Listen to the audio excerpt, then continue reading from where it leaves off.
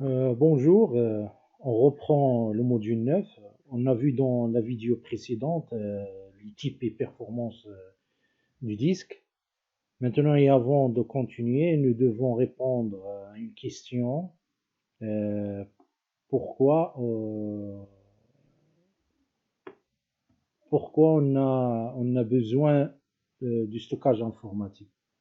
Comme vous le savez, il y a une augmentation des sites web du commerce électronique, une augmentation des applications web et des applications euh, qui utilisent des bases de données externalisées, du logiciel ERP, c'est-à-dire Entreprise Resource Planning ou PGI, logiciel de gestion intégrée en français, aussi les logiciels de gestion de relations clients, ce qui implique un accroissement du volume d'informations et de données à traiter.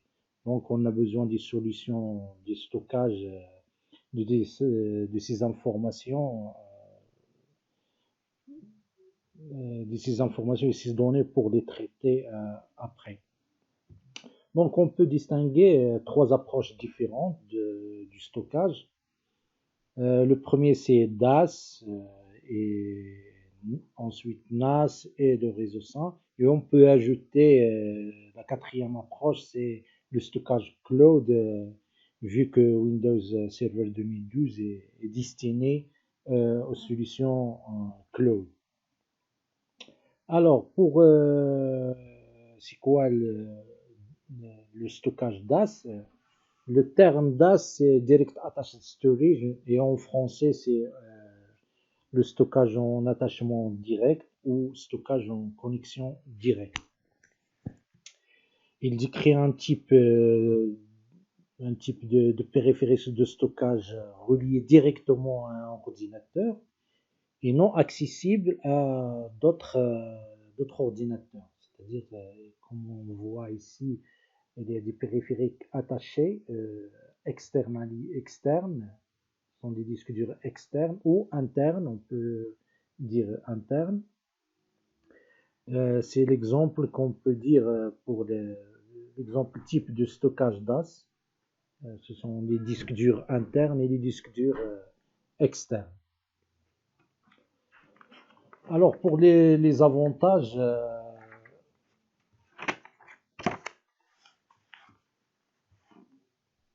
de DAS, c'est qu'il fournit des performances meilleures que les autres types de stockage, car les données n'ont pas été transmises via un réseau. C'est localement, la connexion, c'est localement. La lecture et l'écriture, elle est locale sur les disques durs locaux.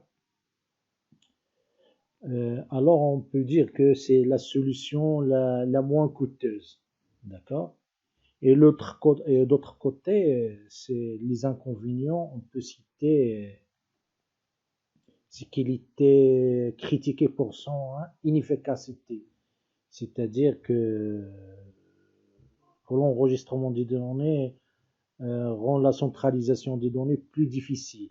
C'est-à-dire, comme on voit sur le schéma, que chaque serveur enregistre ses données localement et pas les données ne sont pas centralisées sur un seul serveur. C'est-à-dire pour le traitement, si on demande une information, nous devons chercher sur le réseau où se trouve cette information-là.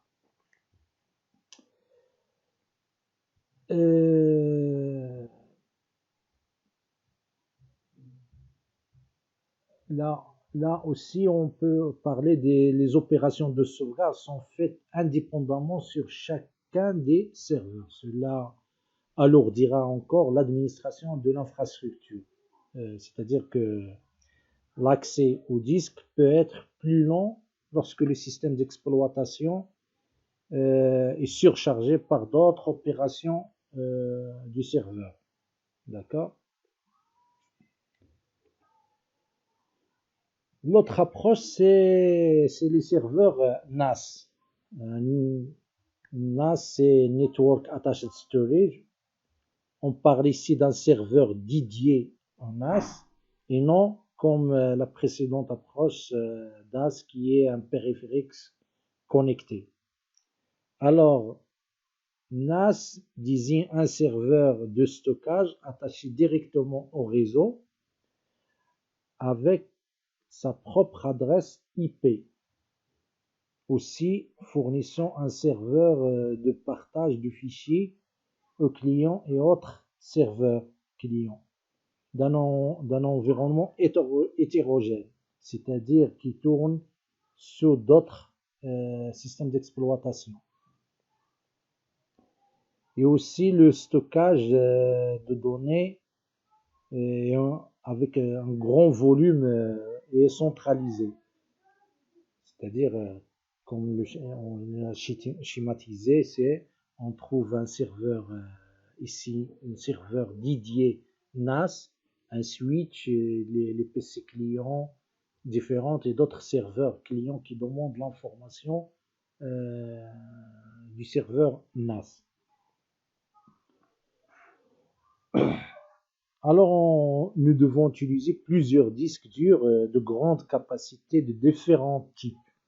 Aussi, il utilise un protocole de transport du fichier pour servir les clients. Parmi ces protocoles, on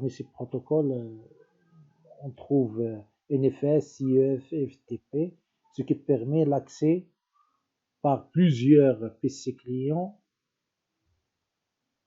et des serveurs clients aussi aux mêmes données.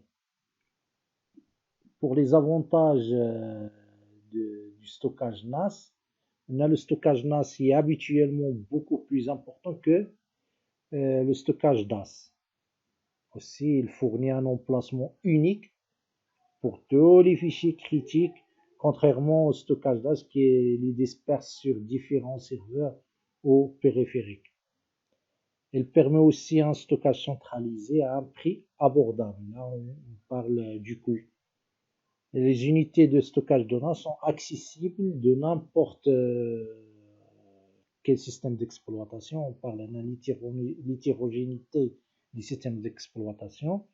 Ils prennent souvent en charge plusieurs protocoles, comme on a cité précédemment, et peuvent servir des données par l'intermédiaire des protocoles la CEF et de NFS simultanément. Là, c'est un sujet à chercher ces protocoles, les définitions, les détails là. Vous pouvez faire des recherches sur ces protocoles-là. Et aussi, on parle des inconvénients de ce stockage, ce type de stockage NAS. Là, il n'y a pas de gestion des PC locales, les stratégies de groupe, pas de contrôle des postes pour l'accès réseau et pas de sauvegarde sur bande, c'est-à-dire seulement sur des disques durs, et pas de gestion centralisée des utilisateurs. N'importe qui peut demander l'information à ces serveurs en même temps et pas de gestion des quotas.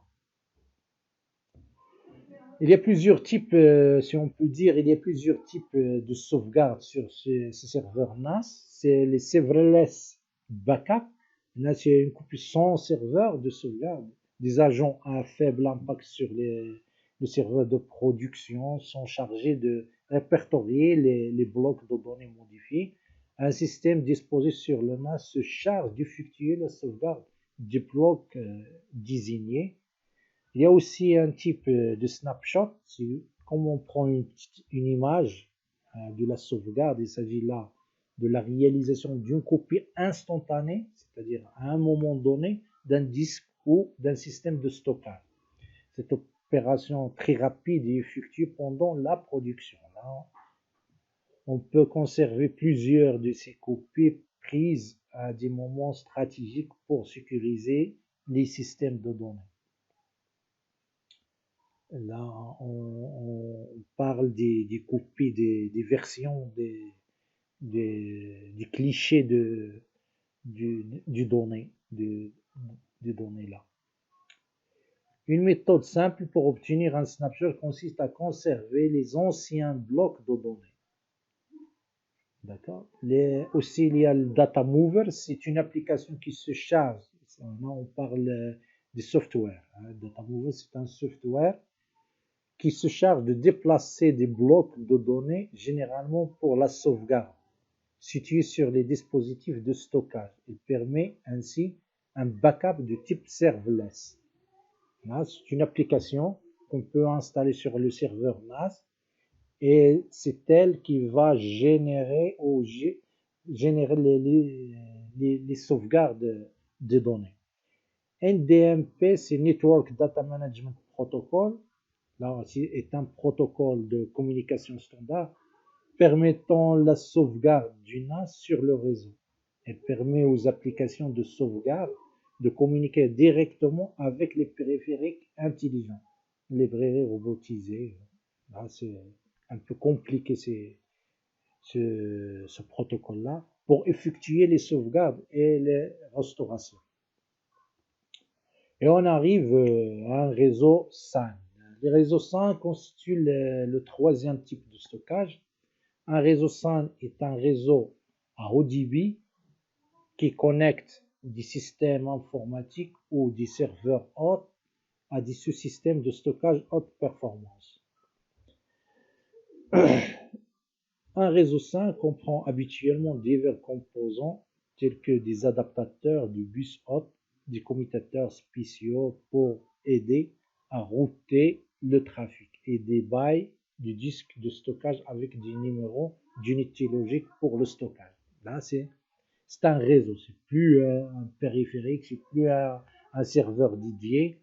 Là, c'est un peu compliqué. C'est pour les grandes sociétés. Et là, comme administrateur réseau débutant, le réseau SAN est loin d'être intégré dans votre entreprise. Parce que si tu veux utiliser le SAN, vous devez avoir des switches spécifiques et spécialisés pour le réseau SAN, pour l'orientation de demande de l'information, de demande de données stockées sur d'autres périphériques.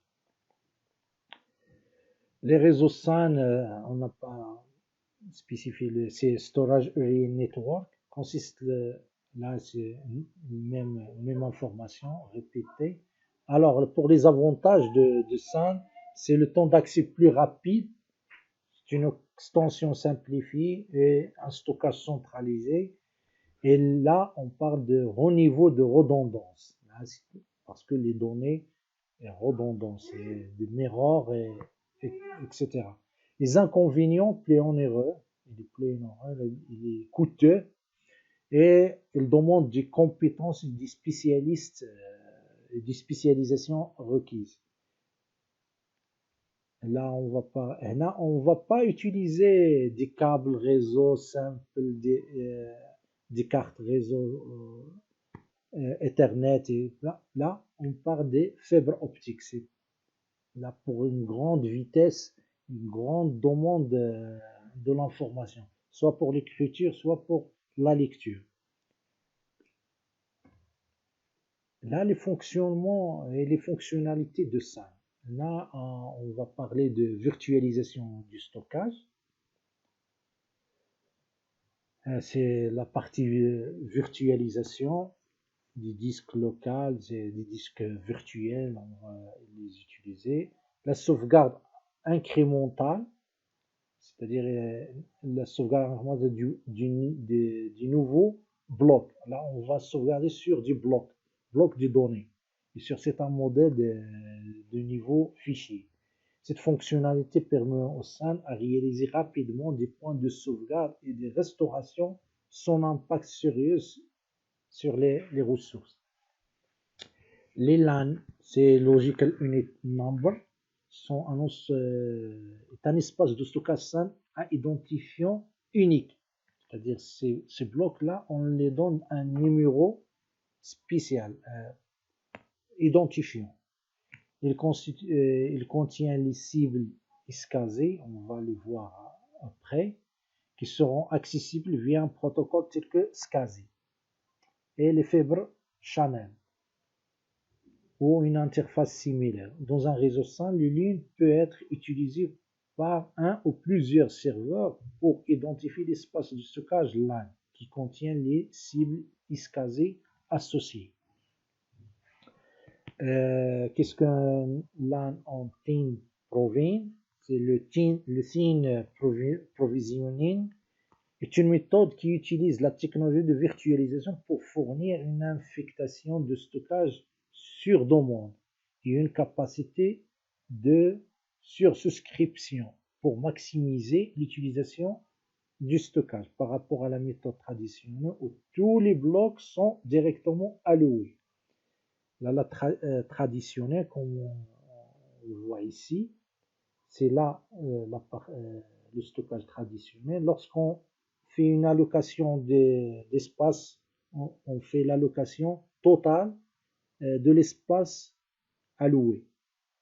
Même si on utilise seulement cette partie-là de données, l'autre partie n'est pas exploitable.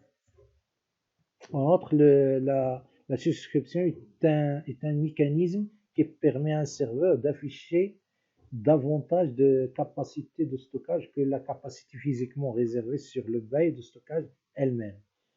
Le thin provisioning, là, on utilise seulement les parties de données avec des blocs. Et on réserve une partie de storage pour une autre demande de sauvegarde et une demande de données, d'implémenter les données. L'autre partie, elle est vide, non exploitable. D'accord?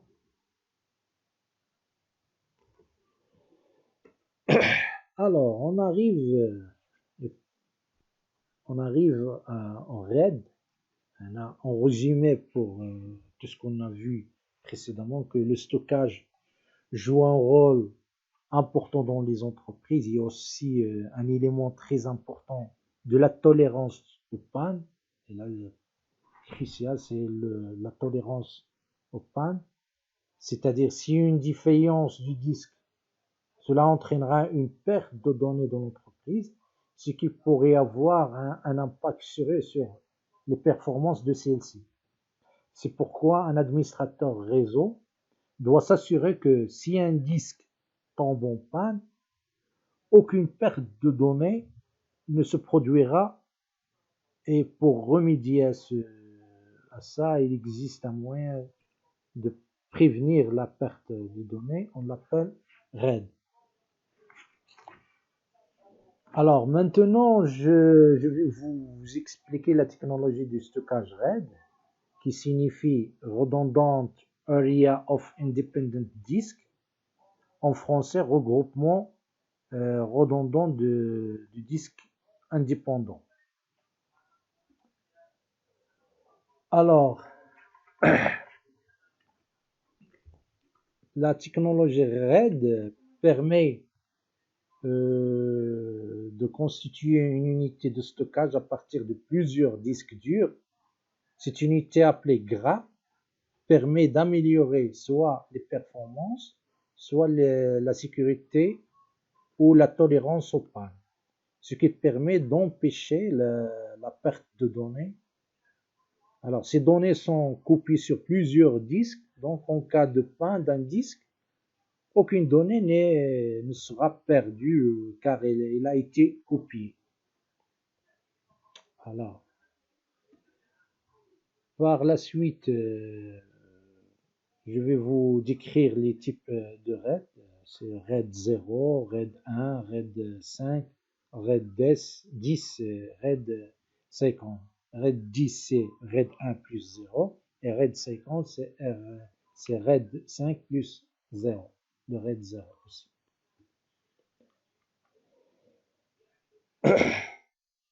Alors, le RAID 0, connu sous le nom de volume agrégé, ou par bande, ou stripping en anglais, repose sur la distribution de données d'un même fichier sur plusieurs disques. D'accord?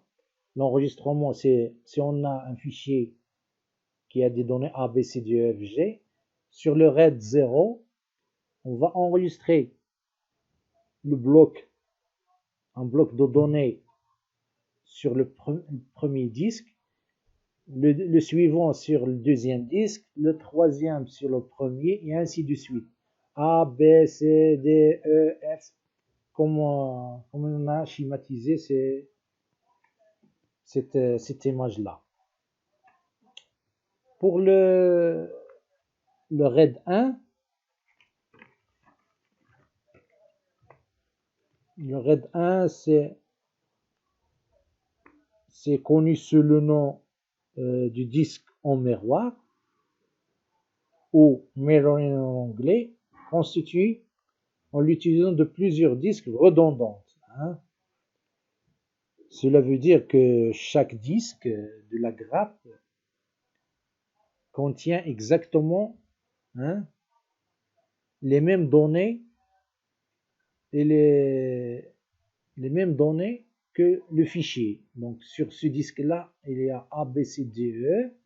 Et le miroir, c'est A, B, C, D, E aussi. Les écritures se font de manière simultanée sur tous les disques miroir, de façon à ce que n'importe quel disque soit interchangeable à tout moment. Comme les informations sont stockées en double, il est possible de paralléliser les opérations de lecture et d'écriture, ce qui améliore les performances côté lecture. C'est-à-dire si on veut lire un fichier, on peut lire sur ce disque-là et en même temps on continue sur le deuxième. On libère la lecture sur ce disque-là et on passe au deuxième disque. Parce que vu elles sont en miroir. Alors le RAID 1, c'est-à-dire il augmente la disponibilité de données car il tolère le crash de l'un des deux disques qui le constituent. Alors la défaillance de l'un des disques, le contrôleur RAID désactive le disque défaillant et une fois ce disque défectueux remplacé, le contrôleur RAID reconstitue le miroir. On va voir ça dans une démonstration. Le RAID, j'ai oublié de l'expliquer avant, c'est que le RAID, il y a deux façons de construire les RAID. Il y a le RAID physique, c'est-à-dire sur le serveur, on trouve des cartes des cartes contrôleurs RAID installées sur le serveur physiquement.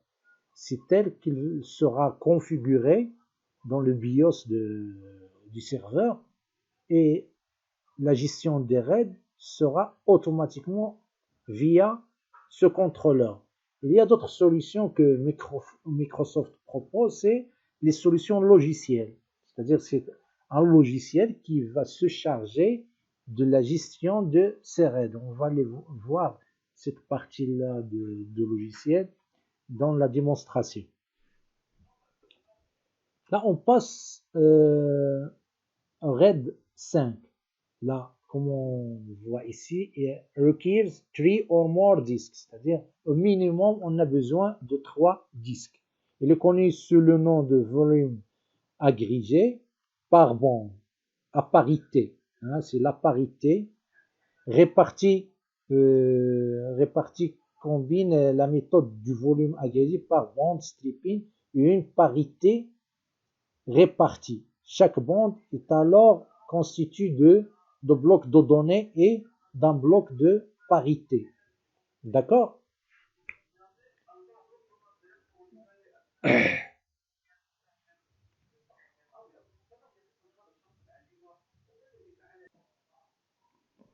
أعتذر على هذا العطل التقني. Alors, on continue. Pour le RAID 5, en cas de défaillance de l'un des disques de la grappe, pour chaque membre, il manquera soit un bloc de données, soit un bloc de parité. Si c'est le bloc de parité, ce n'est pas grave. Ce sera pas grave parce que on a les vrais blocs des données qu'on a besoin. Euh,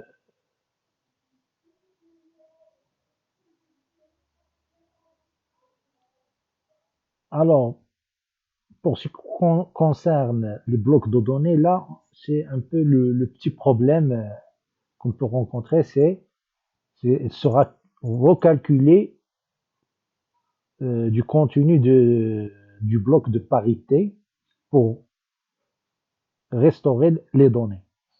Là, cette partie-là, je peux pas l'expliquer parce que ça, c'est un peu compliqué, c'est le recalcul pour restaurer les données.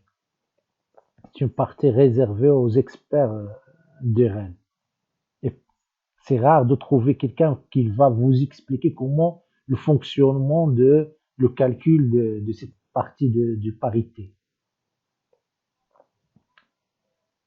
Alors, l'intégrité des données de chaque membre est donc préservée. Donc, RAID 5 supporte la perte que d'un seul disque à la fois. D'accord? Elle permet une amélioration de performance en lecture grâce à l'utilisation du stripping. D'accord? Les accès en écriture sont un peu moins bons en raison des opérations de calcul de parité. Hein? Le calcul de parité, cette partie-là qui est un peu compliquée, le calcul de parité. D'accord? Là, on passe au RAID 10. 10 ou 1 plus 0. C'est une combinaison du RAID 1 avec le RAID 0. Il est schématisé. Hein? On commence par RAID 1, on distingue, on fait le miroir des RAID 1, et ensuite on passe à RAID 0.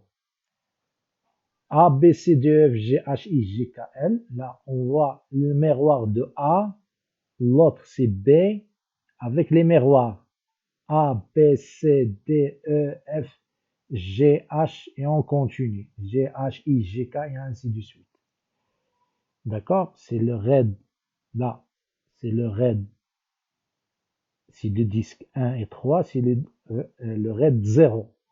Pour le disque 1 et 2, c'est le RAID 1, c'est mirroring, hein, miroir. D'accord? Il est appelé aussi le stripped mirror, constitué à créer des zones de mirroring distinctes comme un RAID 1. Ils sont reliés ensemble par une relation de stripping comme en réseau 0. C'est une relation là, une relation de stripping, cette partie-là. Avec cette configuration, il est possible de perdre jusqu'à 3 disques. Si on perd 3 disques, en même temps sur chaque mirror.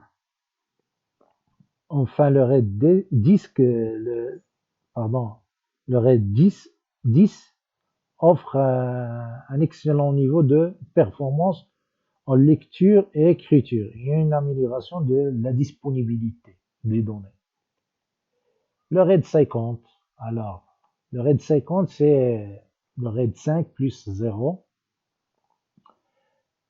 consiste en une solution de stripping RAID 0 où chaque nœud se base sur un sous-système de RAID 5. C'est le RAID 5 ici. Hein. A, B avec parité, C, D avec parité au milieu, et là, une parité de E, F. Et on continue pour le RAID 0, c'est le RAID 0. G, H, I, G, K, L. Hein. Le RAID 50 étant donc la capacité du RAID 5 en augmentant de manière importante le nombre de disques du système.